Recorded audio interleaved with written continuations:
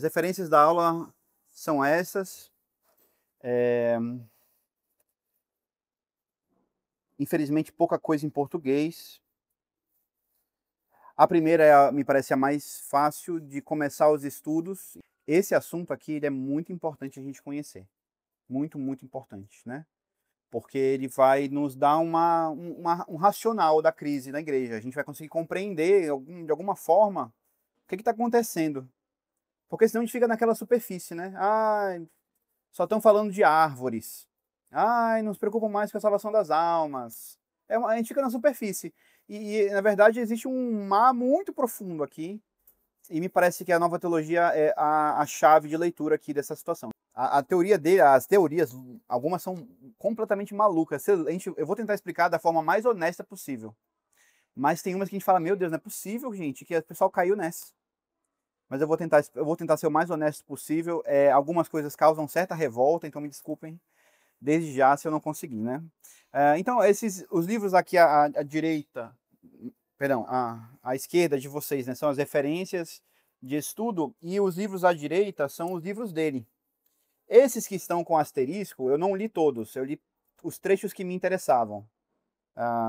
Agora, esses dois últimos, os três últimos, na verdade, são bastante extensos, e o último em particular me chama a atenção porque ele é Teilhard de Chardin comentado por Henri de Lubac.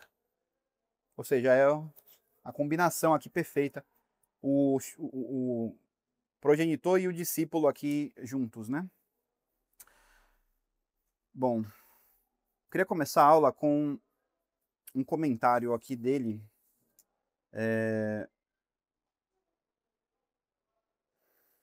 No livro Divine Milieu, que ele escreve bastante cedo. Vejam o que ele diz, né? Onde se pode encontrar católicos apaixonadamente dedicados a espalhar as esperanças da encarnação, do mesmo modo como os humanistas espalham as esperanças em uma nova humanidade. Onde é que estão esses católicos? Nós continuamos a dizer que estamos em vigília, na espera do Mestre, mas, na realidade, devemos admitir que, sendo muito sinceros, nós já não esperamos mais nada. Forte, né? Vejam, aqui primeiramente ele nos compara com os humanistas, com os que não têm religião. Onde é que estão, pergunta ele, os católicos que buscam a promoção da fé, igual eles, os humanistas, procuram a propagação dos ideais deles? E ele já dá um diagnóstico, né? Nós dizemos que a gente continua na espera do Mestre, na espera de Nosso Senhor, no apostolado, etc. Mas, na verdade, nós devemos admitir que, sendo muito sincero, ele escreve dessa forma mesmo, né? Nós já não esperamos mais nada. Esse texto aqui nos traz a gênese dessa crise, que eu tomei a liberdade de chamar de uma crise de pessimismo, que estava muito forte na igreja no final do século XIX e início do século XX. Havia um grande pessimismo. E algumas das respostas que nós vamos encontrar, principalmente na crise modernista, são respostas a esse pessimismo. É um modo dos católicos à época, darem uma resposta a esse profundo pessimismo, a essa profunda falta de autoconfiança que abatia os católicos médios, digamos assim, durante o início do século XX. Isso aqui tem vários motivos, né? Essa crise de pessimismo, essa falta de autoconfiança, essa certa vergonha de ser católico, vamos dizer dessa forma, me entendam bem, tá?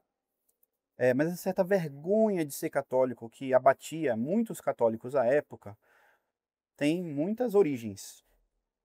A primeira me parece um cenário de derrota. Nós estamos num contexto de anticlericalismo em toda a Europa e mesmo na América. As repúblicas, em geral, estão dominadas por maçons e nós temos várias políticas claramente contrárias à igreja. Em Portugal, quero lembrar que em Portugal, logo no início do século XX, nós tivemos um regicídio e implantação de uma república maçônica. No Brasil, nós tivemos, um pouco antes, a questão religiosa, né? E depois vamos ter a implantação da república, que foi laica, ou seja, que destronou a igreja enquanto religião do Estado. Nós vamos ter, na Itália, a questão romana, o processo de unificação italiana, no qual o Papa estava prisioneiro no Vaticano. Nós vamos ter na França, sobretudo ali no início do século XX, uma grande perseguição à igreja, que resultou novamente na expulsão de ordens religiosas, incluindo os jesuítas. Nós vamos ter o Kulturkampf na Alemanha. Nós vamos ter um aumento de tensões na Espanha. Ou seja, o cenário estava muito difícil. Para onde a gente olhava, nós estávamos vendo certas derrotas, falando do ponto de vista religioso, né? Acho que o único lugar que a gente podia dizer não está tão ruim assim era na Inglaterra, por causa do movimento de Oxford. Estávamos vendo um certo ressurgimento do catolicismo na Inglaterra, mas, sendo muito sincero, olhando do ponto de vista político, o mundo inteiro estava contra a igreja. Além dessa questão política, vamos pensar bem, nós estamos no meio da questão romana. O Papa está preso no Vaticano. Ele perdeu todo o poder temporal que ele tinha.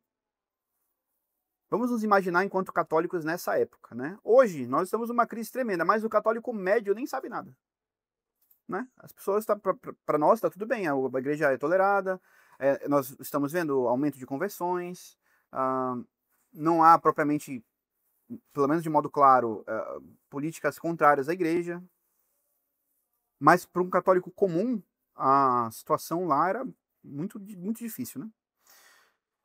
Some-se a isso o ponto de vista filosófico. Nós estamos com um conjunto enorme de novas ideologias, né? O idealismo alemão, o darwinismo, toda a ideia da morte de Deus, de Nietzsche, toda a ideia de que a religião ela não responde mais ao tempo presente, que as grandes respostas que ela dava sobre a criação, sobre o que é o homem, sobre o que é verdade, sobre o que é Deus, não importa mais.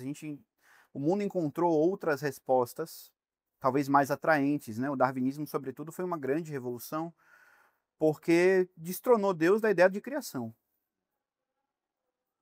E também destronou o homem, sobre certo aspecto, como uma criação importante de Deus. Ele passou a ser um devir, ele passou a ser mais uma obra de um processo sem causa e sem finalidade. E aí vem o questionamento, né? Numa guerra longa, no qual a gente está perdendo, nós temos duas opções. A gente se rende ou a gente continua lutando. E a tentação de se render, ela cresce quanto maiores são as derrotas, né?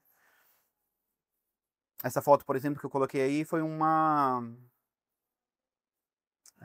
cerimônia muito comum durante essa época da queima dos crucifixos.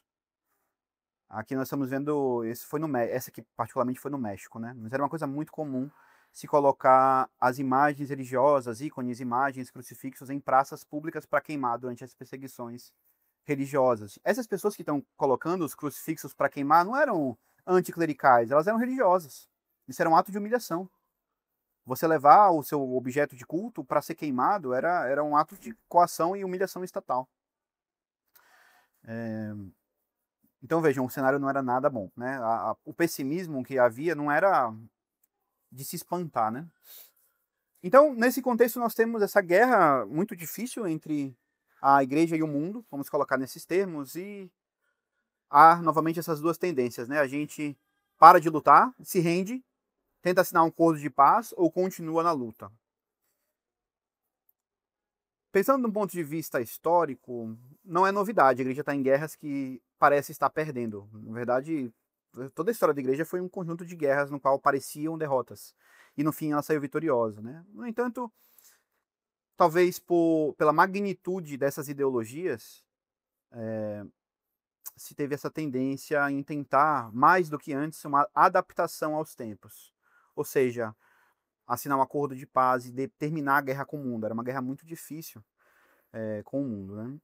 A igreja, particularmente, não foi por esse caminho. Nós até vamos ver uma ou outra tendência. O Hahnemann, por exemplo, uma certa tendência de pacificar, mas a figura de São Pio X, particularmente, é contrária a ceder. Na sua condenação dos erros modernos, a condenação do modernismo, ele dá um novo ânimo para essa guerra, né? Ele não cede, mas havia uma tendência muito forte dos católicos de ceder. E quando eu digo ceder, me parece uma adaptação a um conjunto de ideologias que, aos poucos, tomadas na sua perspectiva geral, foram minando as bases da fé, sobretudo as bases tomistas da fé. Então nós temos, eu não vou entrar em detalhes aqui, nós já estudamos isso há alguns anos, né? Mas eu vou só passar por alto para recordar quem estudou e tentar dar uma ideia geral, porque senão a aula seria só esse slide. Mas quando eu falo assim, adaptar-se aos tempos, em matéria filosófica, o que isso quer dizer?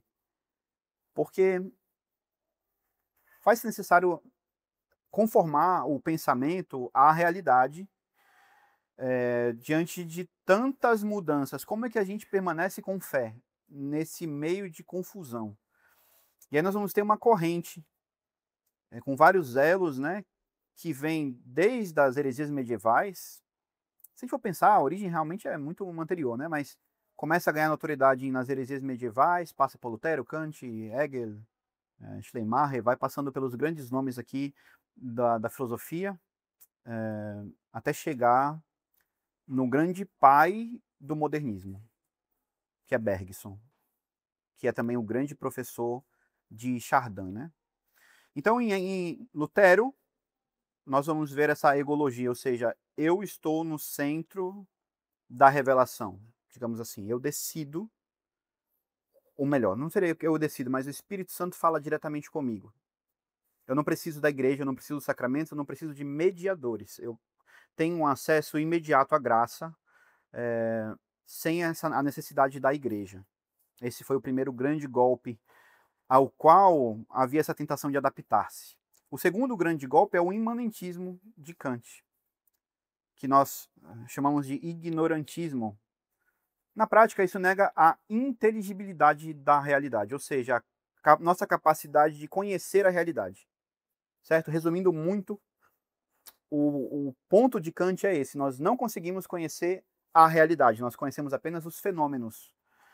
Os nossos sentidos sendo limitados, eles vão apenas conhecer as partes dessa realidade que se demonstram, o que aparece, né? Esses fenômenos, mas a realidade em si, ela não é cognoscível.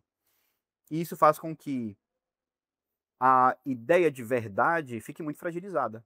Porque se eu não consigo um contato direto com a realidade, como é que eu vou dizer que uma coisa é verdade? E se eu tenho a minha experiência e você tem a sua experiência, como é que eu vou dizer que a minha experiência é verdadeira e a sua não? Se elas são contraditórias, quem que está certo? Então, Kant vai colocar essa grande dúvida.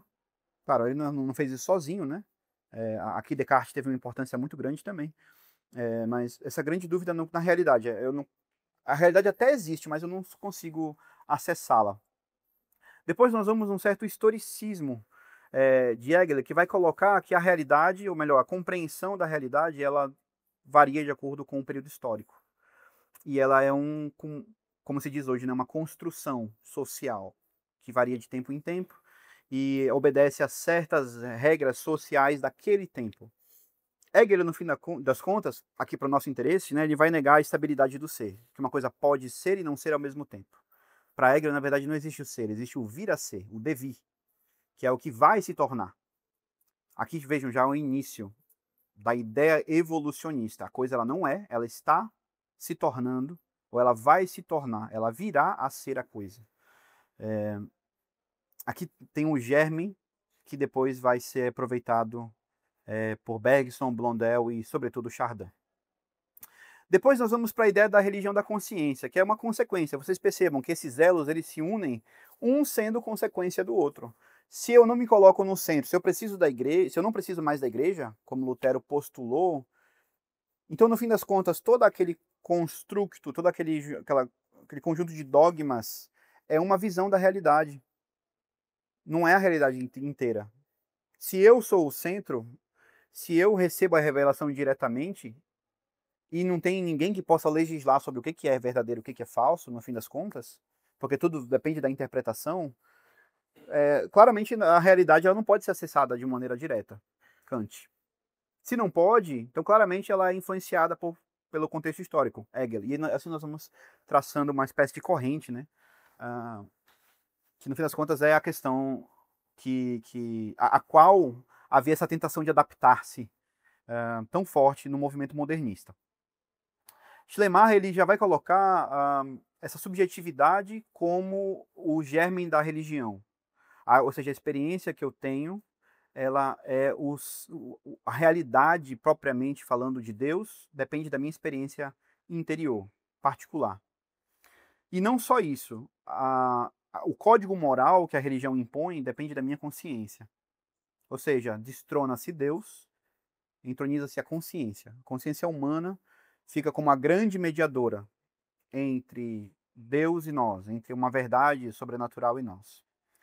E aí, por fim, chegamos em Bergson, que já vai postular o elan vital, que é uma coisa difícil de explicar, mas não é totalmente novo. Posidônio, na antiga Grécia, já tinha postulado a ideia de um elan vital, e Zenão também. Dois filósofos gregos já tinham essa ideia de que havia uma energia em cada um de nós, que organizava-se e de uma forma que nós não entendemos e não temos ingerência, ou seja, ela sozinha consegue chegar ao próprio desenvolvimento da vida. A nossa tendência à perfeição, à bondade, etc., é gerado por esse elan vital, né? Por esse princípio de vida. Nós vamos ver isso também em Spinoza. Schopenhauer também tem posturas próximas, né, com o que ele chama de princípio de vida. Mas na prática o elan vital é como se fosse uma energia que que conduz à evolução. Aqui pensando no ponto de vista humano. Esse germe aqui desse evolucionismo, essa evolução criativa de Bergson, que vai ser o combustível para Chardin. Aqui temos um ponto importante. Nenhum desses era católico. E nenhum desses foi imediatamente aceito pelos católicos. Ao contrário, o tomismo era um muro muito forte contra essas más filosofias. Né? Schleiermacher era um pastor protestante. Bergson era judeu. Ele até quis se converter no fim da vida, mas por conta da perseguição aos judeus, que de fato havia uma certa intolerância aos judeus no meio católico, inclusive na França, à época ele não se converteu, né? Disse que queria converter-se, mas morreu judeu. Agora vejam, tudo isso aqui são pessoas de outros credos que estão fora da realidade da Igreja Católica e eram combatidos duramente pelos filósofos e teólogos católicos. Como é que essa corrente inteira veio sobrepujar o tomismo? Foi através do movimento modernista. São Pio X, na Pascendi, vai comentar como isso se deu. Né? Quero lembrar aqui que a Pascendi foi escrita pensando sobretudo em duas figuras que começaram a querer trazer o modernismo, essa filosofia má, para dentro da igreja. Que foi Loisy, que já tinha uma tendência mais racionalista, e Tirel, que tinha uma tendência mais mística, digamos assim, né? Mais subjetiva. Esses dois grandes nomes aqui do modernismo foram condenados como hereges, né? Excomungados, quero dizer, e São Pio X escreveu o Lamentabile, enfim, algumas encíclicas, e particularmente a Pascendi, contra eles. E aí São Pio X, na Pascendi, faz uma denúncia brilhante, porque não se via que esses elos estavam conectados. Não era uma coisa fácil de se ver. Né? Foi um grande ato de graça que Deus deu para a igreja, a figura de São Pio X que conseguiu sintetizar, perceber que havia uma mesma ligação, uma mesma base filosófica em todas essas correntes e em duas pessoas tão contrastantes. Porque se a gente pega friamente, um é racionalista, um é irracionalista. São inimigos entre si, mas na prática eles têm a mesma origem. Ambos bebem da mesma fonte. E aí São Pio X vai explicar, olha, além dessa audácia, a coisa está num nível muito mais grave. Diz ele, não se afastará, portanto, da verdade quem os tiver, os modernistas, como os mais perigosos inimigos da igreja, que, não já fora, mas dentro da igreja, tramam seus perniciosos conselhos. E por isto, é por assim dizer, nas próprias veias e entranhas dela que se acha o perigo, tanto mais ruinoso quanto mais intimamente eles a conhecem a igreja. Não é sobre as ramagens e os brotos, mas sobre as mesmas raízes, que são a fé e suas fibras mais vitais, é que meneiam eles o machado. Batida, pois, esta raiz da imortalidade, continuam a derramar o vírus por toda a árvore, de sorte que coisa alguma poupam da verdade católica. Nenhuma verdade há que não intentem contaminar. A condenação do modernismo feito por São Pio X teve um efeito muito bom. Nós vimos um grande ressurgimento, aquele pessimismo que havia, em grande parte foi vencido, sobretudo pelos movimentos ligados à ação católica. Depois, infelizmente, foram todos instrumentalizados, né? Mas nós vamos ver um certo movimento de ressurgimento após São Pio X, que infelizmente não dura muito, por conta da nova teologia e da sua influência nos movimentos à época, o movimento litúrgico, o movimento bíblico, o movimento ecumênico, enfim. Nós não vamos tratar disso hoje, não dá tempo. Nosso objetivo hoje é tratarmos sobre a pessoa, a figura. Mas eu queria trazer esse preâmbulo para que nós conheçamos qual que é o contexto no qual esse homem aparece. É um contexto no qual os inimigos da igreja entraram nela já. São padres, são bispos. Isso é denunciado pelo Papa. E tanto mais são íntimos, são conhecedores da igreja, tanto mais perniciosos eles são. E vejam, não é mais sobre os ramos, sobre os brotos, que é o que nós poderíamos dizer que é o ataque externo, né? Retira-se, ataca-se, por exemplo, a questão do poder temporal da igreja. Isso não é uma coisa, claro, é uma coisa muito importante, mas na prática isso não desfigura a igreja. Agora a fé desfigura. Se eu mudo a fé, eu desfiguro a igreja. Se eu mudo a concepção de sacramentos, eu desfiguro a igreja. Se eu mudo a concepção de sacerdócio, é uma destruição muito mais profunda do que prender um papa. Desculpem, não é que prender um papa é pouca coisa, não me entendam mal. Mas a raiz da igreja é a fé. E eles atacavam a fé. O modernismo atacou a fé. E atacou de tal modo que hoje todos nós nascemos, crescemos enquanto católicos modernistas. Certo? O conjunto doutrinário que nós recebemos na nossa catequese é um conjunto doutrinário modernista. E é claro, não é por má intenção, não é que os nossos pais catequistas não fizeram um bom trabalho, é porque a coisa de tal modo se contaminou, de tal modo eles lograram êxito em espalhar essas más doutrinas que houve uma certa desfiguração da igreja. Né? Esse é o estado lamentável que nós encontramos muitas vezes, a nossa mãe, né? E que em nós há uma grande segurança, isso aqui que é uma coisa importante, né? Uma grande segurança de que vai passar. Outras crises vieram e passaram. A crise ariana veio e passou. A perseguição romana veio e passou. O protestantismo veio e passou. Né? Stat crux dum volvitur orbis. A cruz fica fixa enquanto o mundo gira. Então essa crise também vai passar. Mas me parece importante que nós a compreendamos e, para mim, isso aqui é a minha opinião, né? Mas uma figura essencial para nós compreendermos esse movimento de infiltração e esse movimento de destruição, perdão, destruição é uma palavra muito forte, de ataque à raiz, ou seja, à fé, a figura mais importante para a gente conhecer é Teilhard de Chardin.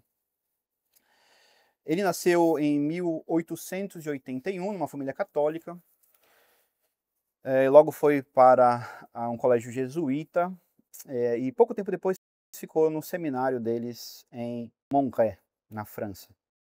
Uma coisa interessante é que o pai de Teilhard de Chardin não era tão devoto. E ele era um cientista ávido, ele coletava pedras e insetos, ele era apaixonado por ciência. Favorecia muito esse estudo das ciências naturais na sua família. A mãe de Chardin, que era mais piedosa, né, era mais vinculada à religião e foi encaminhando o Teilhard de Chardin na religião. Né? quando ele entrou no seminário, ele já tinha esse interesse por ciências naturais, ele já era muito destacado nisso, ele de fato era competente em muitas coisas. Mas aconteceu que em 1901, na França, se expulsaram as congregações religiosas. Particularmente os jesuítas, né, foram expulsos da França, no meio da questão anticlerical que eu comentei com vocês. E aí eles se refugiaram na ilha de Jersey, na Inglaterra. E essa ilha ela era uma ilha muito rica de oportunidades de ciências naturais. Havia muitos fósseis, havia muita natureza para ser desvendada. Então ali foi o playground de Teilhard de Chardin. Ali ele teve um grande contato com isso, né? E se destacou muito. Nessa época ele perde três irmãs, perdão, perde duas irmãs e uma fica gravemente doente, né? Então ele decide desistir do ramo das ciências e ficar só com a teologia para poder tornar-se padre, né? Mas é convencido pelo diretor espiritual dele, que disse que não, ele devia seguir no ramo das ciências, porque era essa a grande missão dele. E aí ele é enviado para o Egito. E fica no Egito por alguns anos, estudando e dando aula numa escola de crianças, né? Sobre ciências. Ele fica lá até 1908, e aí ele volta para a Inglaterra para finalizar os estudos em teologia, e é aqui na Inglaterra que ele entra em contato com Bergson. Então ele vai ler o livro Evolução Criativa, de Bergson, e ele fala sobre esse livro. Ele fala até de uma maneira condescendente, fala assim, olha, esse livro não fez muita coisa para mim, além de ser um combustível para um fogo que já estava consumindo minha mente e meu coração. Ou seja, aquelas ideias que ele estava vendo em Bergson, ele já tinha chegado a algumas delas, né, sozinho, digamos assim. Porque, veja, um ramo da geologia e da paleontologia, ele vai se dedicar depois a esses ramos, já eram ramos imbuídos de darwinismo. E nem daria para ser diferente, né? Então, de fato, ele teve um grande contato com a evolução e ele acreditava na evolução enquanto verdade universal. Ele chega a dizer, tem um dos livros que foram bases da aula, que é Em que eu acredito, né? Traduzindo livremente para o português, a primeira frase do livro é: eu acredito na evolução. A primeira coisa que ele diz acreditar é esta.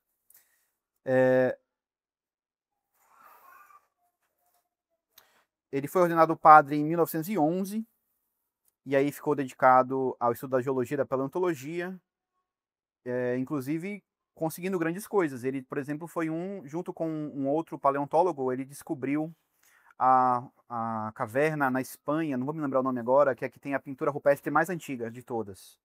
Ele também esteve envolvido na descoberta do Homem de Pequim e na faça do Homem de Piltdown.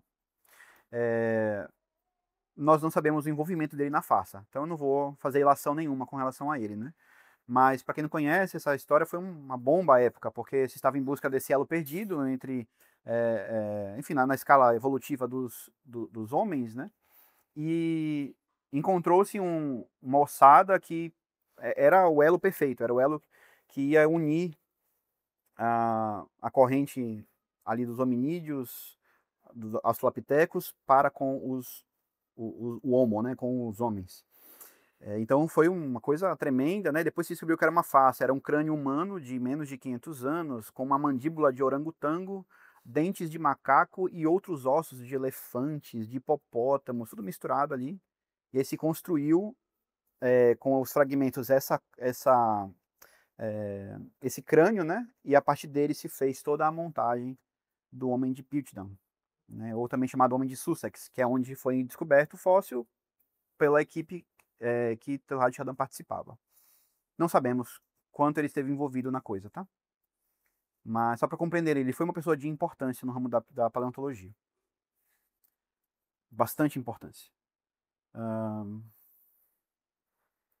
E aí é nessa época que ele começa alguns escritos um pouco mais filosóficos.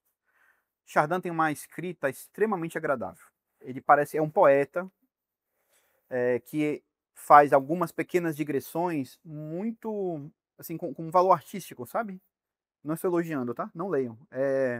Mas de fato tem um valor artístico. Ele faz muitas, ao longo do texto, ele para o texto e faz orações que apesar de completamente erradas do ponto de vista teológico, tem a sua beleza estética, né? Então, acabou que ele rapidamente foi se desenvolvendo enquanto escritor. E aí nessa época ele começa a escrever. E as primeiras coisas que ele escreve já são um pouco irracionalistas, né? Um pouco vinculadas a uma ideia de evolução cósmica. Que a evolução ela não se deu apenas nas espécies vivas, mas na verdade ela se deu em toda a construção do universo. Tudo é evolução. Um pouco essa a ideia, né? Isso era o eco de coisas que estavam acontecendo também fora, não era uma coisa que ele inventou propriamente. E aí, nessa época, olha o que ele escreve.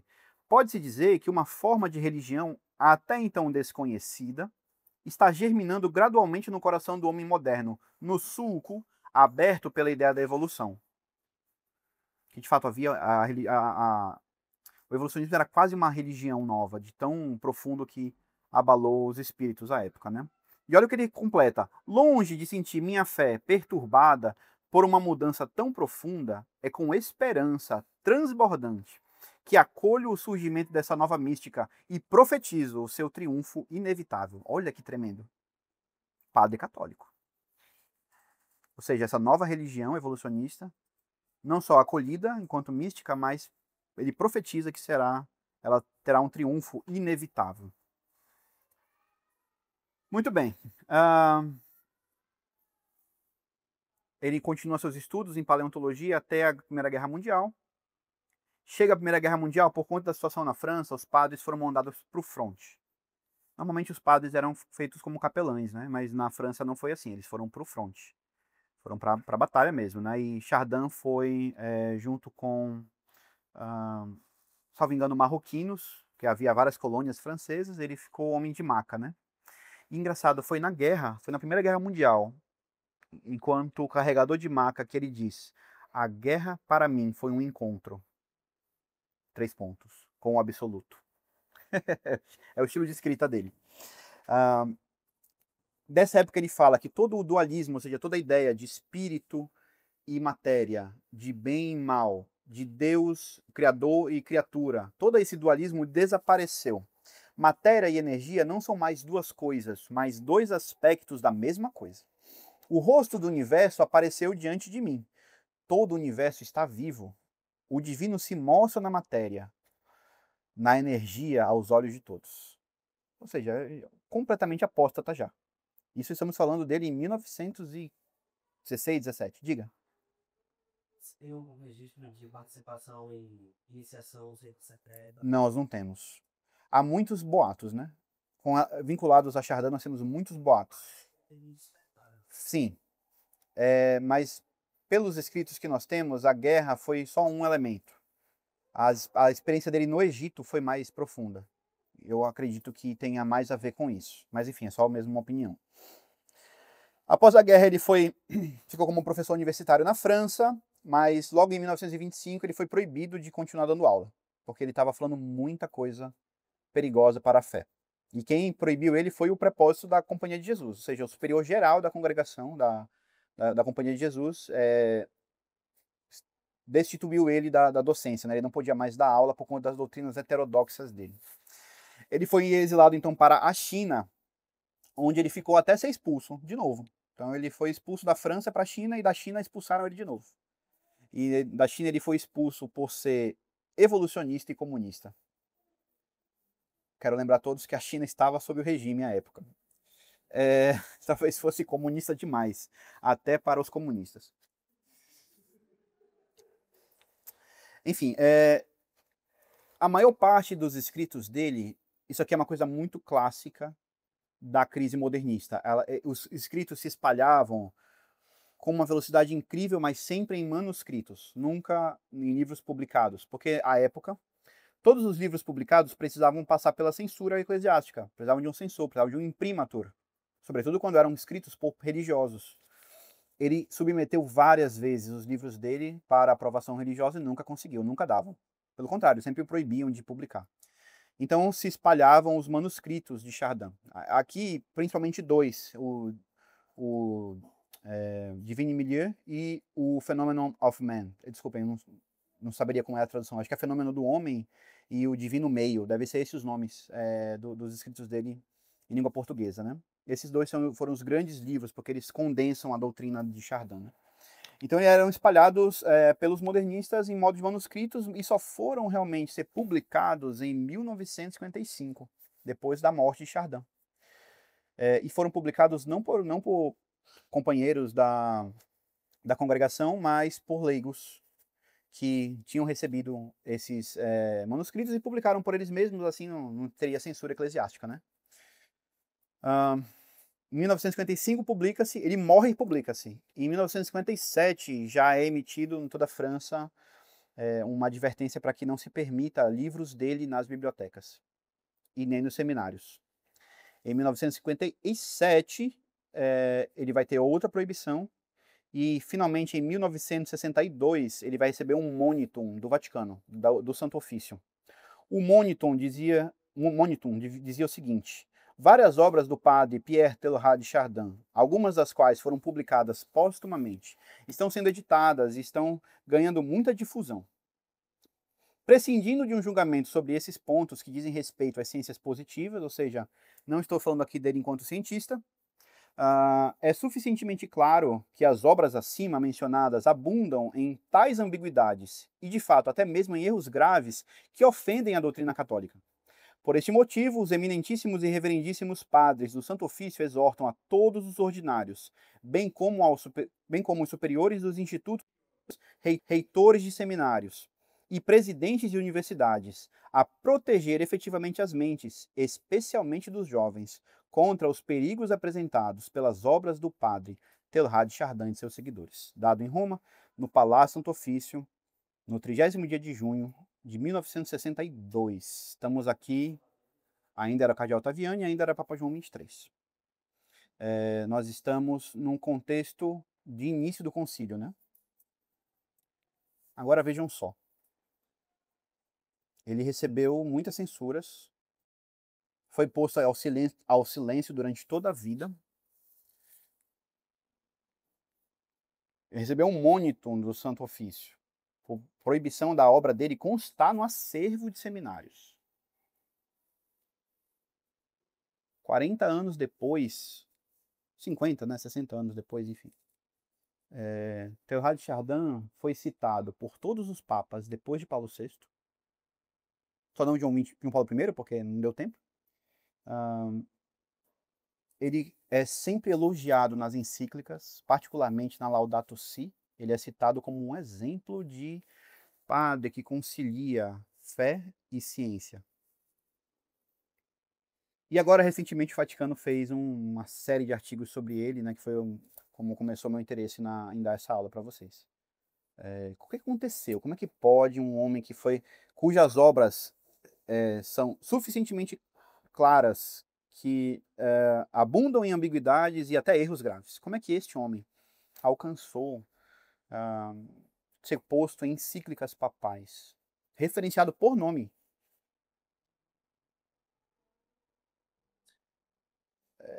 Nosso objetivo é tentar descobrir o que é a doutrina desse homem para que ela seja, apesar de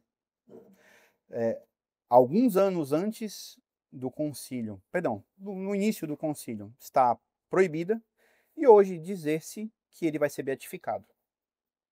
E haver até campanhas para que seja considerado doutor da igreja. Vocês acreditam nisso? O que aconteceu, né? Vamos então conhecer um pouquinho da doutrina dele. Vai ser difícil de entender, mas vai ser mais difícil de explicar. Vejam só.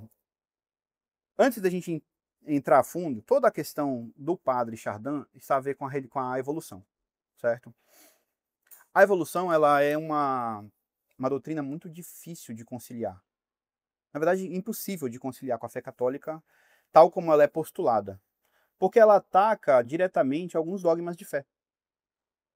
Como é que encaixa dentro da evolução o pecado original? Como é que encaixa Adão?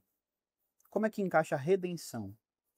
Se eu ataco esse pilar da fé, todo o resto desmorona. E é por isso que a igreja sempre foi muito cautelosa com essas tendências, né?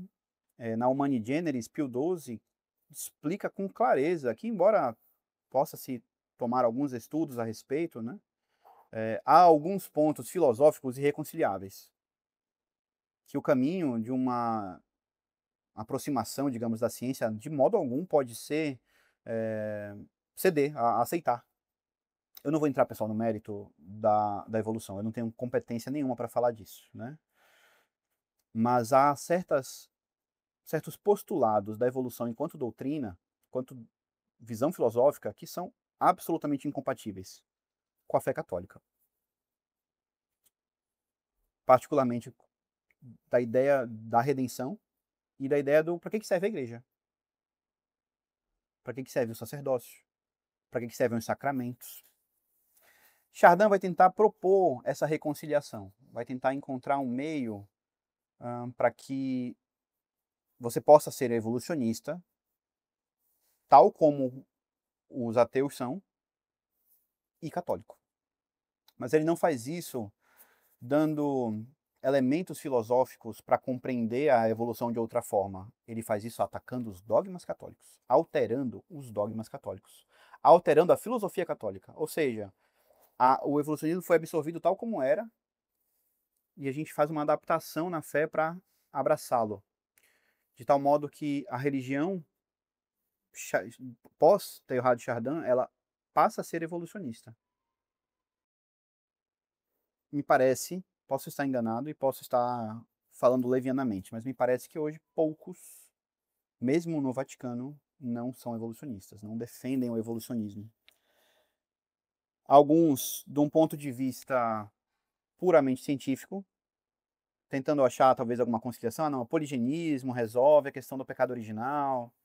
Não, eu acho que a tendência é mais comum hoje. Não, teve um homem que recebeu o Espírito de Deus, até ali era macaco, desculpa, estou falando de uma maneira jocosa, né? Até ali ele era um hominídeo, mas ali ele recebeu o Espírito Divino e a partir dali começou a ser um homem com corpo e alma, racional.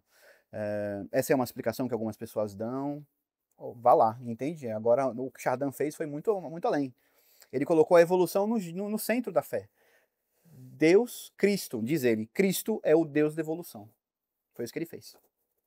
E a tendência após Teilhard de Chardin não, tudo bem, nós precisamos aceitar o evolucionismo, já que ele é a doutrina comum hoje, é impossível você conceber certos ramos da ciência sem evolucionismo. Então a gente precisa aceitar? Então tá bom, bora aceitar na sua integridade. Chardin. Então vejam, nós não estamos entrando numa questão de debates, nós estamos abraçando tudo e aumentando muito a profundidade dessa evolução, de modo que Deus passa a não só ser o autor da evolução, mas também ser sujeito em evolução. Ou seja, Deus também está sofrendo evolução. É essa a doutrina, bem resumidamente, de Chardin, mas eu gostaria de entrar um pouco mais de detalhes em dois escritos dele, O Fenômeno Humano e O Divino Meio. Vamos lá, primeiramente, qual que é a proposta dele, né? Para Chardin, como eu já mencionei, a evolução ela não é só biológica, mas cósmica e teleológica. O que quer dizer teleológica? Ela é destinada a um fim, existe um objetivo, existe uma finalidade na evolução. A visão tradicional, digamos, tradicional não, né? A visão evolucionista, clássica, são acasos. O homem é um acaso, a vida é um acaso. Na visão chardiniana, teilhardiana, na verdade tem uma teleologia, ou seja, tem um final, tem uma ideia, tem uma mente criadora por trás que usa a evolução como meio da sua operação de criação. E não só nos homens, na biologia, nas criaturas vivas, mas em todo o universo, tudo foi fruto de um processo evolutivo. Ele vai dizer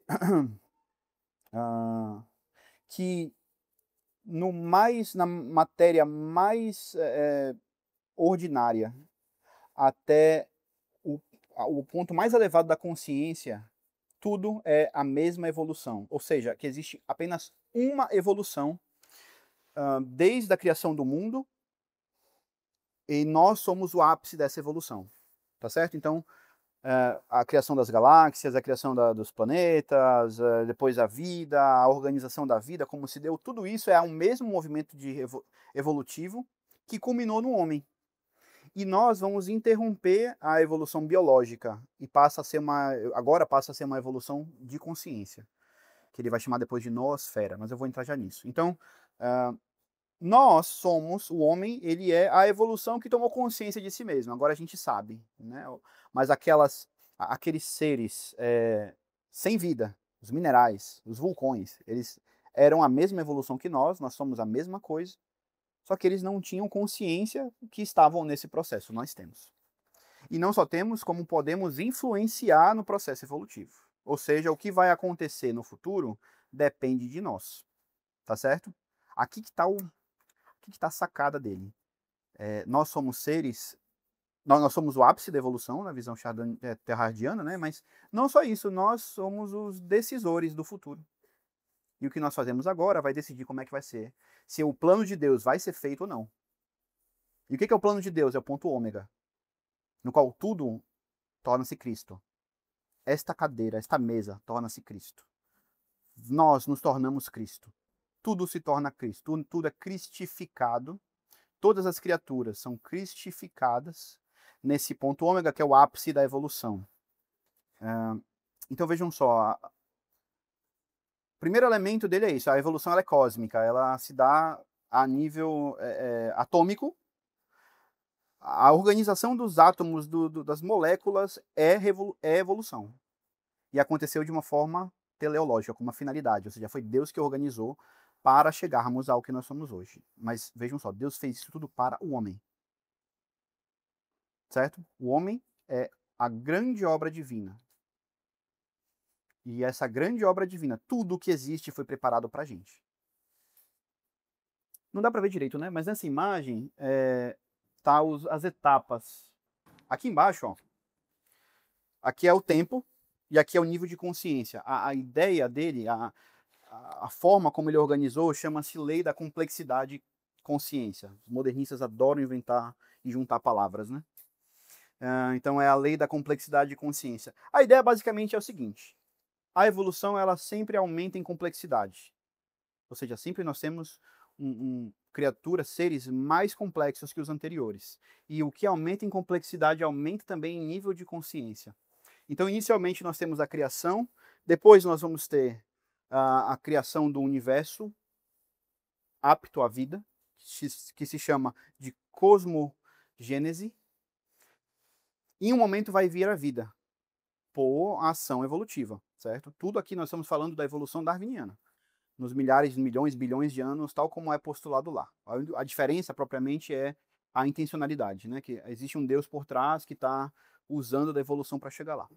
Então, começando a vida, nós vamos ter todo o desenvolvimento dos animais e tudo, até chegar no homem. E aqui é onde nós estamos hoje. No final da chamada biogênese, no final da homogênese e no início da cristogênese, que é o momento no qual a gente deixa de ser humano e começa a tornar-se Deus, começa a tornar-se Cristo. Cada época dessa evolução tem uma esfera. Então tem a cosmosfera na primeira época. Acima dela vai ter a litosfera, vai ter a biosfera, e acima dela vai ter a noosfera. O que é a noosfera? Ela é como se fosse uma grande consciência coletiva. É a unidade do pensamento de todos os homens, convergindo para um ponto só. Porque, na visão dele, assim como os átomos se organizam em moléculas, as moléculas se organizam em tecidos, os homens vão se organizar numa só coisa, e essa só coisa é a que vai ser redimida. Tá claro? Não, claro que não, né? Tanto quanto é possível compreender, está claro, né? Oi? Diga. Exatamente. E veja só, não só a gente começa em ameba e chega em Cristo, mas Cristo é a ameba evoluída. Vocês estão entendendo? A evolução não só leva-nos a Cristo, mas o próprio Cristo ele é apenas a última etapa da evolução. A encarnação foi esse grande momento no qual a evolução biológica acabou e agora começa a evolução da consciência. É onde nós estamos. Hoje, né? Na visão de Teilhard de Chardin, obviamente, né? Há 3 evoluções propriamente nessa lei de complexidade de consciência. A cósmica, que vem da matéria pura para a vida, encerra-se com o surgimento da vida, né, que é a primeira bolinha ali. A biológica, que vem da vida até a humanidade, que é o ápice da evolução biológica. E a humana, que vem da humanidade até o ponto ômega. O que é esse ponto ômega? É um ponto ao qual vão convergir todas as ideias, todas as pessoas cristificadas, digamos assim, vão convergir para este ponto. Obviamente aqui é uma referência ao nosso Senhor Jesus Cristo, né? Porque Cristo é alfa e ômega. Alfa é o início, ômega é o fim. No fim, todas as criaturas, não só os homens, mas todas as criaturas, por meio evolutivo, serão cristificadas. É por isso que ele diz aqui, ó, no livro Como Eu Acredito, né? Basicamente, apenas uma coisa é feita, sempre e para sempre, na criação: o corpo de Cristo. Ou seja, o que é a evolução? É a formação do corpo de Cristo. Vocês devem ter pensado na Eucaristia, a gente vai já chegar lá. Vocês vão ver que ele tem uma posição muito tremenda sobre a Eucaristia. Esse aqui ele escreveu no livro dele, né, desenhou, mas a ideia é mais ou menos essa. Aqui, ó, esse último traçado aqui, o ano zero, né, Nosso Senhor Jesus Cristo, a partir do qual as consciências passam a convergir para esse ponto ômega, né, esse ponto final, que é a meta e ao mesmo tempo o arquiteto da evolução. É a encarnação que inicia esse processo de convergência, né? Porque até ali nós temos movimentos divergentes. As várias espécies estão evoluindo para cada um na sua linha, para meios diferentes, né? Mas a encarnação é um grande movimento de reinício de uma nova obra criadora de Deus, no qual todas as consciências vão convergir para o ponto ômega, para Cristo. Todo homem potencialmente é Cristo. E é isso que é o ponto ômega. Todos nós somos potencialmente esse Cristo, mas nós estamos num estágio anterior de evolução, né? Chardin vai usar muito as cartas de São Paulo para justificar a sua doutrina. Então ele vai falar aquela parte, ó, nele todas as coisas foram por ele criadas e nele todas subsistem. Acho que é São Paulo aos Romanos. Ele fala, tá vendo? Isso aqui é a prova teológica do ponto ômega. Tudo subsiste em Cristo, Cristo está em tudo. Ou seja, mesmo na matéria bruta, habita nosso Senhor Jesus Cristo. E não habita apenas com a sua presença ou com a sua graça, que é como nós o cremos, mas habita enquanto motor da evolução. É uma loucura, né? Mas é mais ou menos esse o caminho, né? A ideia de todos sermos um, haverá um só rebanho, um só pastor. Que todos sejam um, como eu e o Pai somos um. No fim das contas, esse um é o ponto ômega na visão de Teilhard de Chardin. Ele afirma ainda, página 41 aqui do Fenômeno Humano, que o mundo não é um conglomerado de coisas, não são vários seres, mas é um ser só, vivo e consciente. As religiões... não coloquei a página. As religiões, elas conduzem para essa divinização, para essa cristificação. Como? Através da esperança. Qual que é o papel da religião? É dar esperança. Sem esperança, o homem não evolui. A consciência dele não se desenvolve, né? O pessimismo gera uma involução. Ele usa esse termo, inclusive, né? A evolução, assim, meus caros, seria santa. É o meio pelo qual a obra redentora de Cristo é efetuado. Ela é o instrumento do pleroma, da presença de Deus. E a grande realização escatológica, ou seja, o que é o fim do mundo? É quando nós nos tornarmos Cristo. Todos nós, um só Cristo. Né? De fato, essa é a primeira doutrina de Chardin, que é bastante profunda, né? Bastante crítica. Vamos à segunda. A força motriz da evolução é o amor. Fofo, né? Poético. A mais mística das forças cósmicas, diz ele, mas aqui a ideia de amor enquanto imanência, né? A presença de Deus divinizando as coisas pelo amor.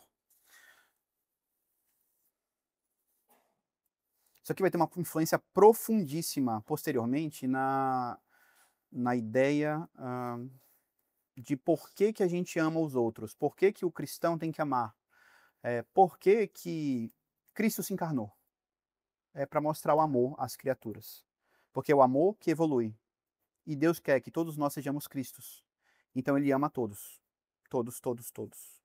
Para que nós cheguemos a essa divinização.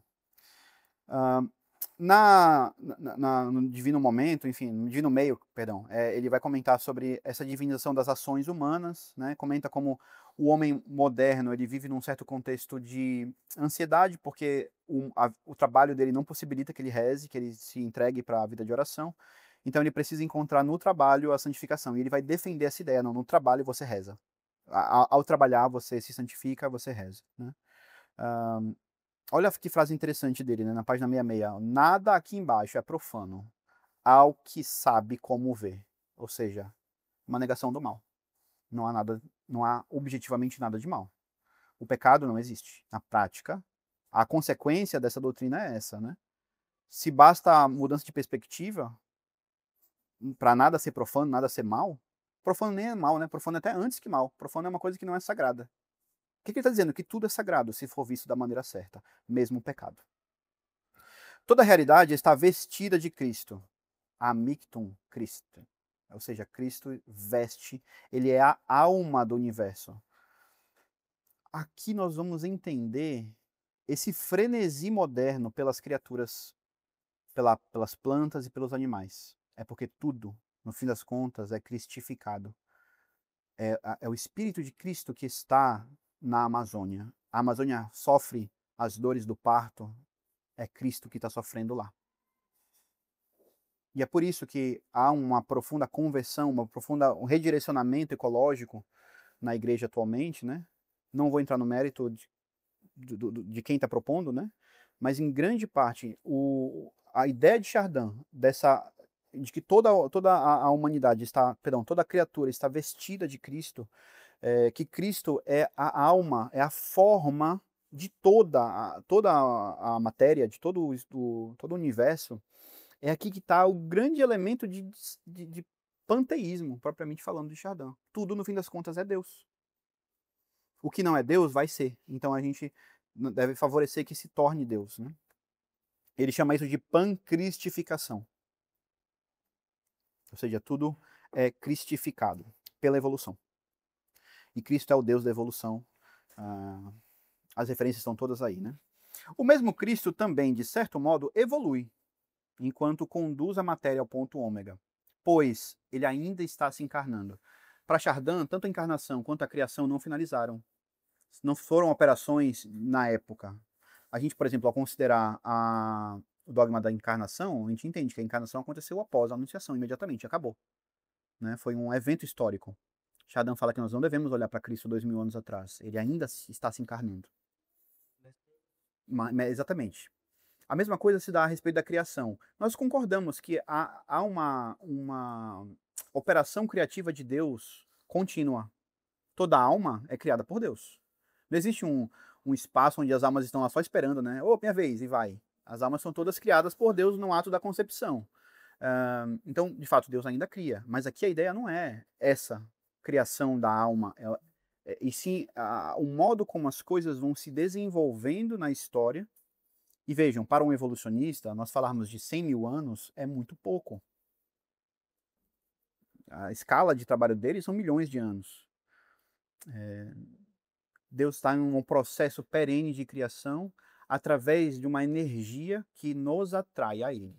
Ou seja, como assim Cristo é o motor da evolução? Quer dizer que pelo amor, por amor, Cristo nos atrai para evoluir. É isso. E essa condução da matéria inteira até o ponto ômega é a criação do Cristo cósmico, que vai ter uma influência tremenda, daqui a pouco vocês vão ver. A criação ainda está acontecendo de limo totius nature, ou seja, do barro, ainda Deus está criando. através dessa ligação, dessa vinculação do homem nessa união no todo que é ele mesmo. Ou seja, Cristo nos atrai para unirmos-nos a ele mesmo. Por isso, todas as ações humanas são divinas. Entenderam? Isso aqui é crítico. Todas as ações humanas possuem um certo caráter de divindade, né? Elas são determinantes para o sucesso ou o fracasso do plano de Deus, que é a evolução, que é inexorável, vai acontecer, o ponto ômega vai acontecer, a diferença é quanto tempo vai demorar. Se a gente colaborar, ele vai acontecer logo. Se a gente não colaborar, ele vai acontecer depois, né? Mas é uma coisa inexorável. Que já vai tocar em outro dogma de fé, né? Que é o livre-arbítrio. Mas enfim, não vamos entrar nesse assunto agora. Para Chardin, o mundo é um sacramento, ou seja, uma demonstração física da presença de Deus. E se o mundo é um sacramento, e como ficam os outros sacramentos?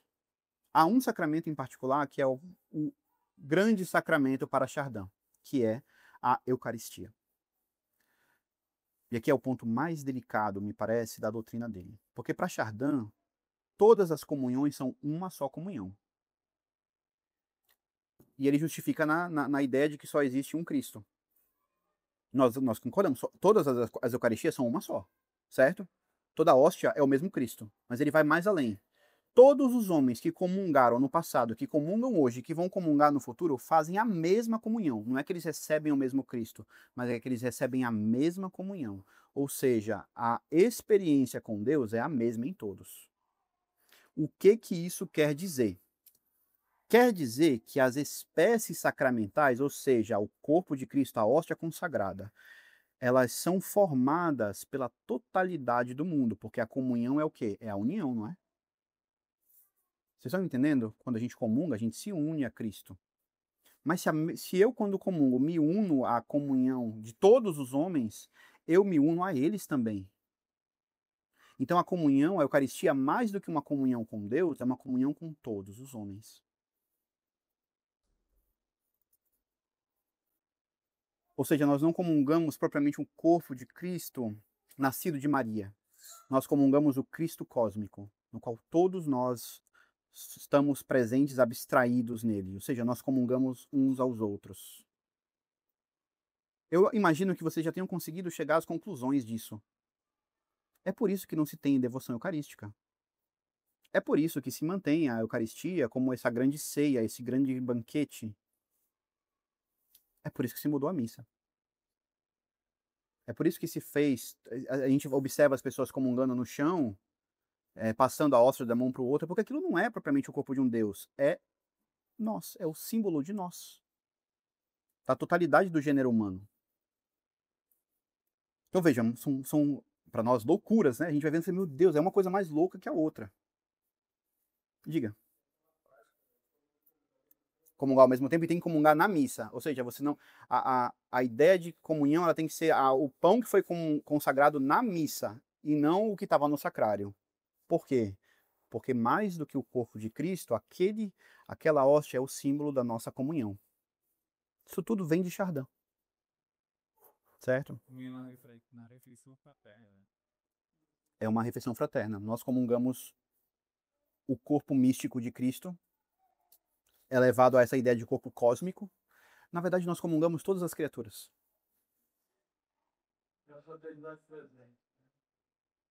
É uma loucura, né? Vamos lá, continuar aqui nosso. Eu ia falar do nosso padre, ó. Deus me livre! Quanto melhor o homem se torna, quanto mais a humanidade se une com consciência e senhorio de suas potencialidades, mais bela a criação será, mais perfeita será a adoração e melhor será o corpo cósmico que Cristo encontrará, de modo místico, para a ressurreição. A ressurreição da carne, ele acredita, né? Ela vai se dar nesse corpo místico, cósmico de Cristo. E aqui o que nós estamos fazendo é construindo esse corpo, né? E aí ele conclui, o Divine Milieu, ele conclui dessa forma. Homens de pouca fé, por que vós temeis o progresso do mundo? Por que multiplicar preocupações e proibições? Né? Tremendo, né? Tem só mais um pouquinho de coisa sobre ele. Olha só. Aqui já é no como eu creio, né? Como eu acredito. que foi um texto que ele escreveu para justificar que ele era católico, porque já se estava duvidando da sua catolicidade. Então ele escreveu um texto explicando por que ele era católico, como é que ele era católico, né? Como é que ele concebia a fé católica. Não existe propriamente uma moral universal posta no coração do homem por Deus na lei natural e objetivamente nos mandamentos, para Chardin. Para Chardin existe uma moralidade de movimento, é o que apoia ou atrasa a evolução. Toda essa concepção ela está imbuída de um panteísmo e de um monismo. Nega-se a dualidade, nega-se corpo e alma, espírito, matéria, Deus e criatura, nega-se toda esse duplo aspecto, falando tudo é uma coisa só. Ou seja, há uma realidade ao mesmo tempo monista e panteísta, ou seja, tudo é Deus. Uma das orações dele, né, ele fala: ponho de mim joelhos, Senhor, diante do universo que se torna secretamente vosso divino corpo e sangue. Ou seja, o que a gente comunga? O que é o que o padre consagra? É o universo. Agora vocês entendem, quem fala obrigado universo, é por causa dele. Crê no mundo, olha que coisa tremenda que ele fala, que é a carta a Leontin. Crê no mundo e o mundo te salvará. É uma coisa tremenda, né? E nesse texto dele, como eu acredito, ele começa, é muito tremendo, né? Ele fala as coisas que ele acredita, e a primeira coisa que ele fala é, eu conseguiria deixar de acreditar em Deus, eu conseguiria deixar de acreditar na pessoalidade divina, mas há uma coisa que eu não posso deixar de acreditar, é no mundo. O mundo, seu valor, sua bondade, sua infabilidade é a primeira, a última, a única coisa em que creio. Tremendo, né? É muito tremendo. Então, vejam só, Estou finalizando, consegui finalizar antes de 2 horas. É este o padre cuja doutrina foi condenada, foi posta com advertências, já era proibido estudar, era pecado estudar Chardin. Não se podia estudá-lo sem permissão, que é o regime anterior ao concílio. Os estudos dessas coisas mais delicadas da fé se exigia uma autorização, né? E veja, esse homem foi condenado em 1962. A condenação dele foi renovada em 1967. Mas como eu falei, citações a ele e referências a ele estão presentes em todos os papas desde então. Como é que pode? Como é que isso aconteceu, né? Como é que um homem condenado agora é citado? Na Laudato Si, ele é comentado de uma forma, se cita ele e fala o grande nome dessa ideia, né, a ideia mais ou menos da evolução não é uma evolução propriamente, mas é o melhoramento do trato com a criação, vem dele, né, e isso é citado dessa forma, né. Aqui me parece um pouco o mistério da iniquidade, a gente não saberia dizer como coisas tão patentemente não católicas convencem a tantos católicos, né? Mas a figura de Chardin ela é uma figura importante para nós compreendermos a situação da igreja hoje. Porque existem várias tendências de focar em um ponto. Vamos atacar a teologia da libertação, que é má, que é errada, né? Mas vamos aqui focar na questão do comunismo, etc, né? Mas são ataques pequenos. A gente está aqui propriamente, nós estamos atacando os ramos dessa árvore má. O ponto todo é que se plantou junto ali a árvore da fé, desculpem usar a comparação dele, né, mas é para colocar a imagem aqui de São Pio X, se plantou uma árvore má, o joio foi plantado junto, não adianta a gente cortar as folhas, tem que ir na raiz, e a raiz, ao menos do nosso tempo, né, o que fala ao nosso tempo é Teilhard de Chardin. Ele é, não sozinho, não é que ele sozinho chegou a essas conclusões todas, não é que não há outros sim, mas ele é o grande influenciador do movimento da Nova Teologia, foi o grande mestre de Henri de Lubac. E aí nós vamos ver Chenu, Danielot, Baltazar, von Baltazar, né? Nós vamos ver todos eles de alguma forma bebendo desse conjunto de manuscritos que espalhou essas ideias de uma reconciliação da fé com a ciência através da ressignificação da fé. Não existe mais pecado original. Se não existe pecado original, não existe mais redenção. Porque se não havia crime na humanidade para ser redimida por Cristo, para que Cristo se encarnou? Não foi para redimir a humanidade, foi para mostrar o amor do Pai, foi para revelar o processo evolutivo. Vocês entendem? Então, que de fato é o alicerce da crise, me parece, em grande parte, eu não vou falar que é tudo dele, não é. Seria um exagero, né? Mas em grande parte se atribui aqui a essa figura tão controversa, né? Que inclusive tem várias outras doutrinas muito estranhas.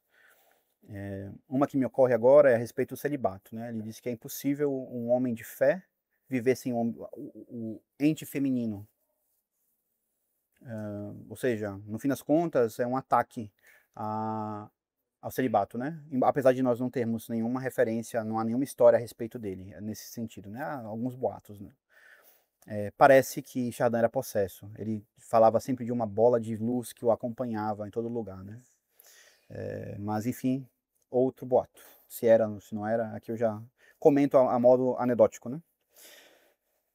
Concluindo, né, nossa aula, Chardin disse que haveria 3 pedras fracas, perecíveis, que estavam perigosamente assentadas na fundação atual da igreja. E o trabalho dele era direcionado a essas pedras, né? 3 coisas a atacar. Um governo que exclui a democracia, um sacerdócio que exclui e minimiza as mulheres, e uma revelação que exclui a profecia. Porque apesar dessa questão muito racionalista da evolução, etc., vejam que há uma grande confusão mística aqui na doutrina dele, né? Ele é, me parece, um daqueles pontos de curto-circuito, que ao mesmo tempo que é totalmente racionalista sobre certo aspecto, é irracionalista e místico de outro aspecto, né? Curiosamente, ele é chamado do profeta do século XX, junto com outro aí, que eu não vou comentar quem é, não. É um profeta, né? Ele foi censurado em 62 e em 66 Paulo VI citou ele. Positivamente, né? Ele foi atacado na Humani Generis, quase literalmente. Pio XII falou assim, olha, é um erro crasso aqueles que imprudentemente e indiscretamente afirmam que a evolução explica a origem das coisas. E com audácia sustentam a opinião monista e panteísta de que o mundo está em contínua evolução. Isso foi condenado na Humani Generis por Pio XII. E é exatamente a doutrina de Chardin, que já Pio XII escreveu para ele. Né? Foi por causa dele. Mas pouco depois esse homem está reabilitado. Então isso tem algumas consequências, né? Mas ele não foi condenado de novo em 67? Foi. Me explica, porque em 66 o Papa citou ele. Eu não sei explicar. Mas hoje, quando eu estava saindo, né, hoje não, né, em março, quando saíram aqueles artigos a respeito dele, no Observatório Romano, né, um cardeal disse lá que seria tolice julgar que ainda está em voga a censura que ele recebeu. Por que a tolice? Porque virou opinião comum. Olha que miseráveis, né, nós somos, olha que época ruim para nascer. Nós perdemos Santo Tomás e colocamos esse homem no lugar. Bom, gostaria de concluir com essa consideração, né? Quais são as consequências, né? Porque a ideia da aula é essa. Olha, tá errado aí o título. Mas quais são as consequências dessa doutrina de Chardin, né?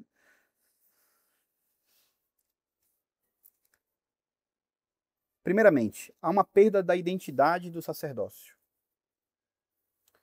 Essa perda se dá porque o sacerdócio ele foi ressignificado. Há uma frase muito bonita do sacerdócio que muitos padres usam como lema deles, né? Non sibi. O sacerdote não é para si. Ele é pro outro, ele é para Deus, né? Chardin vai colocar, não é para si, mas é para o mundo. Olha o que ele fala. Porque sou padre, quero ser o primeiro a me tornar consciente do que o mundo ama, deseja e sofre.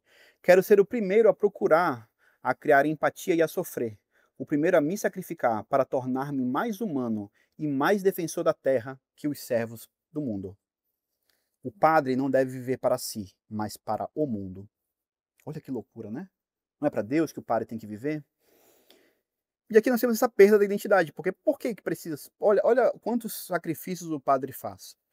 Ele abandona sua família, ele não tem, em geral, muito dinheiro, ele faz votos de celibato. Para quê? Se não tem uma realidade espiritual superior, para quê? E isso que dá essa crise de fé em tanta gente, né? Tantos padres perdem a fé e tornam-se meramente agentes sociais. Talvez a maior parte não entenda, né? Não considere isso, mas em grande parte está vinculado à doutrina de Chardin de que nossa missão, enquanto cristãos, é melhorar o mundo para que a evolução seja mais bem-sucedida. É para isso que a gente serve. Não é para Deus, não é para a gente se converter, não é para vencer o pecado, não é para crescer nas virtudes. É melhorar o mundo atual, odierno, em preparação para esse ponto ômega. Então, o primeiro efeito imediato da doutrina de Chardin é essa perda da identidade do sacerdócio, porque o sacerdócio é ressignificado. Segunda consequência é uma mudança no prisma da igreja. Se eu não estou mais voltado para a conversão, se o pecado original não existe, se não há culpa, se não há pena, não há inferno. Para que serve então a igreja? A igreja serve para as questões humanitárias, sociais, ecológicas. Né? Em grande parte, a parte da ecologia vai vir justamente dessa noção de que Cristo está em tudo. A matéria tem uma consciência própria. A matéria bruta, a pedra, é viva. Ela tem uma consciência. Porque ela é a veste de Cristo. Então, vejam, o impacto ele é muito tremendo. Desfigura a igreja. A igreja deixa de ter uma relevância espiritual e passa a ter uma relevância apenas evolucionista, considerando essa realidade ecológica e humanitária. Elimina-se o foco na conversão, nos sacramentos, na pregação da fé, porque ela é ecumênica. As religiões, elas são todos caminhos para chegar a Deus. Chardin o afirma. Ele afirma que ele tentou as três religiões, né? Ele tentou a religião oriental e disse que o problema dela é que ela é muito individualista. Ele tentou a religião dos humanistas e disse que ela falta o místico, a profecia. E falou que a católica foi a que mais se aproximou do que ele queria, né? Ele era um ególatra, me desculpem dizer. Não quero falar mal dos mortos, né? A gente não deve falar mal dos mortos. Mas às vezes precisa, né? Então, ele de fato faz críticas à fé católica, mas fala, não, é a melhor que tem, então a gente tem que ser católico por causa disso, mas no fim das contas, as religiões todas vão convergir para o ponto ômega. Então, na prática, tanto faz. Ser batizado? Tá ótimo. Você não é? Tanto faz. A gente não vai ver em nenhum lugar se falando do batismo. Fala-se da comunhão, mas a comunhão ela é intercomunhão. É uma comunhão com pessoas de outra religião também. Por isso que a gente está vendo, recentemente teve aqui no Brasil uma padra anglicana concelebrando a missa. Por quê? Porque no fim das contas, esse sacramento de unidade, de comunhão, não tem nada de sobrenatural.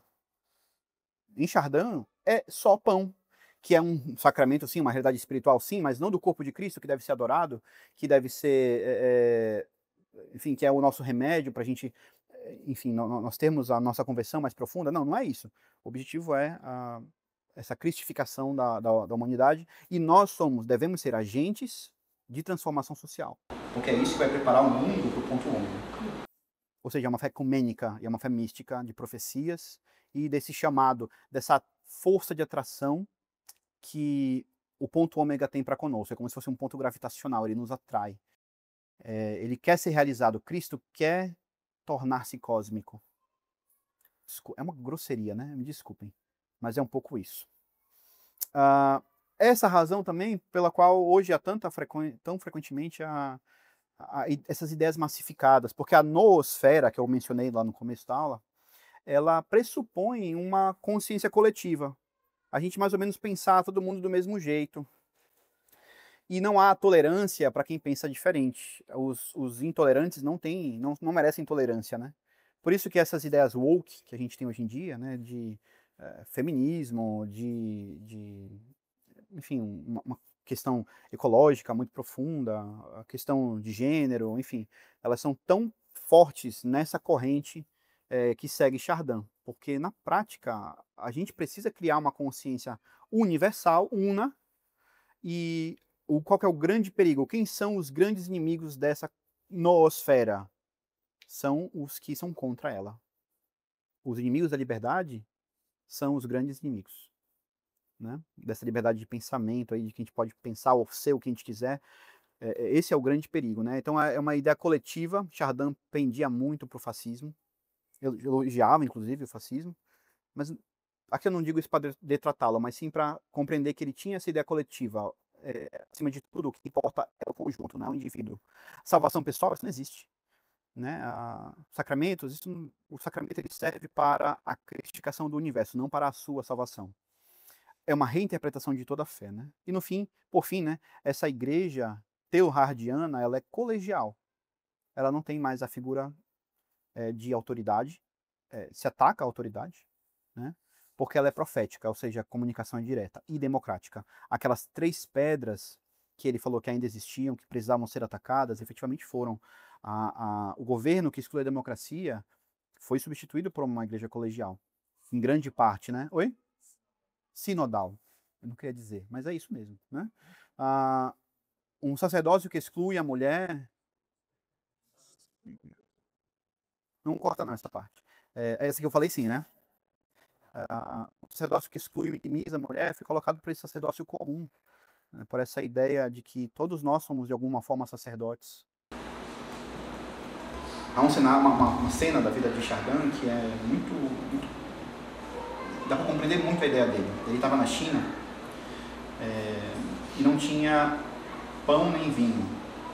E aí ele escreveu um texto chamado A Missa do Mundo, no qual ele começa: olha, eu não tenho pão nem vinho, mas eu ofereço em sacrifício o universo.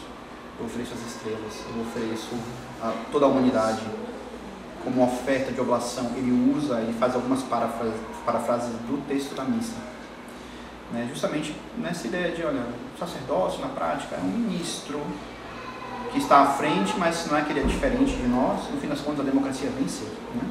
Isso se vê muito claramente. O padre muitas vezes é maltratado pelos leigos. Eu já vi várias vezes acontecer, não no nosso meio, graças a Deus, mas já vi várias vezes os padres serem tratados como funcionários, né? E desprezados pelos leigos, que tem essa ideia democrática na cabeça, né? O que importa é o conselho paroquial, o que importa é a conferência e não o bispo na sua diocese, né? Enfim. E por fim, a revelação que exclui a profecia foi vencida com essa ideia profética de contato direto com esse ponto ômega que nos chama, que nos convida, né, a essa evolução, a essa nova etapa. Enfim, eu quis dar uma ideia geral de Chardin. Nós passamos na superfície da doutrina dele, que é muito profunda, muito perniciosa, né? E que nessa tentativa de reconciliar fé e ciência acaba fazendo o oposto, acaba entregando as armas da fé para uma pseudociência, uma pseudomística, dominarem o pensamento dos católicos e subverterem a realidade eclesiológica. Para que serve a igreja?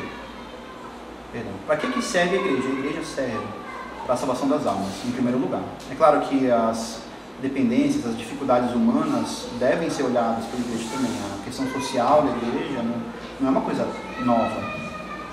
Na época de Chardin, a Rerum Novarum já tinha sido feita, né? A igreja tem sim uma importância, ela deve sim dar importância, a essas questões sociais, mas não é a prioridade, porque uma alma vale mais, né, do que uma planta, do que uma coletividade. A missão da igreja é salvar almas. Quando a gente coloca essas ideias, nós estamos num cenário muito, muito preocupante, né? Então essa é a primeira aula que eu gostaria de dar a respeito dessa situação, pretendo dar algumas outras para a gente ver o desenvolvimento dessa doutrina nos seus sucessores, mas por hoje seria isso.